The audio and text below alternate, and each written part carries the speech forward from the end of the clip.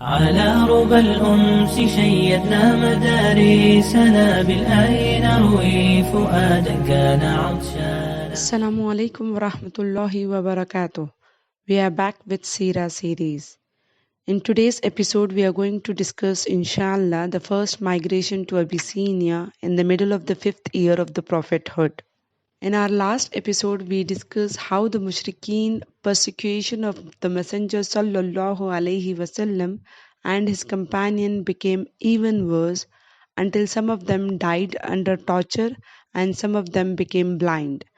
When Quraysh saw how the believers were clinging steadfastly to their beliefs, they decided to negotiate with the Messenger sallallahu alaihi wasallam, offering to give him however much money he wanted or to make him their king, but he refused all of that.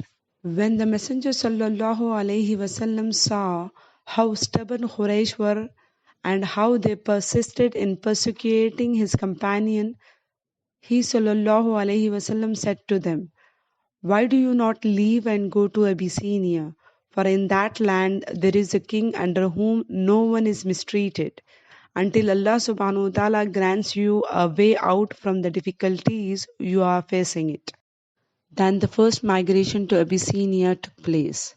When middle of the 5th year the torture became unbearable, Allah subhanahu wa ta'ala revealed a ayah in the Quran. Good is for those who do good in this world, and Allah's earth is spacious.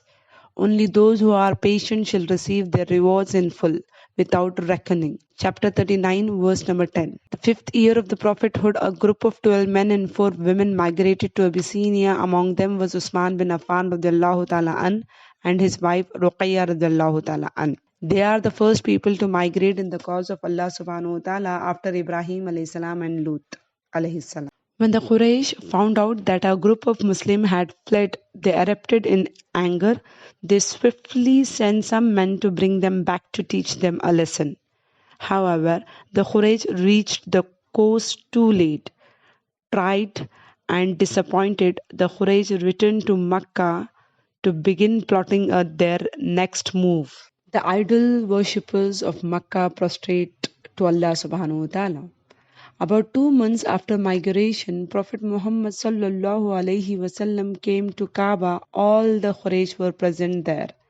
Then Prophet Muhammad sallallahu alaihi wasallam recited Surah An-Najm, chapter 53, verse number 62. When he reached the closing verse of this surah, Prophet Muhammad sallallahu alaihi wasallam prostrated. Miraculously, all the Quraysh were so overcome by the recitation that they prostrated along with him. So in the first migration, 12 men and 4 women migrated.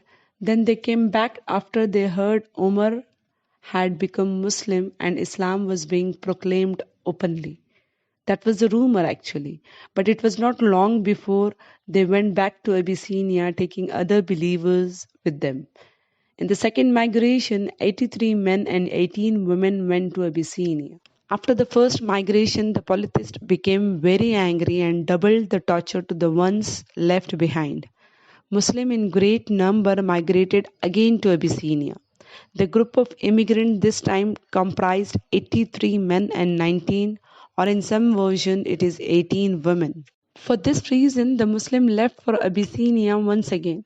All narrations agree that the Prophet Muhammad sallallahu alaihi wasallam selected his first cousin Jafar ibn Abi Talib, an elder brother of Ali radiallahu ta'ala an, as the leader of this group. The second migration of Muslims to Abyssinia took place in the 6th year of the proclamation, or 616 CE. Jafar radiallahu ta'ala an appeared to be the only member of the Bani Hashim to leave for Abyssinia with the other refugees. All other members of Bani Hashim stayed in Mecca. In the court of the Negus, Jafar radiallahu ta'ala an eloquently expressed the beauty of Islam, reciting the passage from Surah Maryam, chapter 19, which caused the Negus and his bishops to shed tears. Historians agree that the migration took place on 2 different occasions. The first one occurred in the 5th year of proclamation of Islam in the month of Rajab. In this month, 12 to 70 men and women migrated to Abyssinia. They stayed there during the month of Shaban and Ramadan until some Muslims heard of the Gharanich rumors and returned to Mecca. After learning that the Gharanich reports were false, the Muslim headed back to Abyssinia. The exact time of the second migration is unknown. However, Jafar radiallahu ta'ala an states that there was only a short gap between the two migrations because both migration happened before the Quraysh drafted and signed in the 7th year after the proclamation a document that ordered the Bani Hashim to surrender or they would be subjected to economic and social boycott. Therefore, the time in between the two migration could not have extended for more than 2 to 3 years. The Quraysh were restless due to the news that transpired to the Meccans about the good hospitality and warm welcome that the Muslim had in Abyssinia. In our next video, we are going to learn how Mushrikeen were outraged on Prophet Muhammad sallallahu alaihi wasallam and the symbolical statement of Hamza ibn Abi Muttalib radiyallahu ta'ala an, which made Hamza radiyallahu ta'ala an embraces Islam. Till then, stay safe, stay tuned. سبحانك اللهم وبحمدك نشهد أن لا إله إلا أنت نستغفرك ونتوب إليك. السلام عليكم ورحمة الله وبركاته.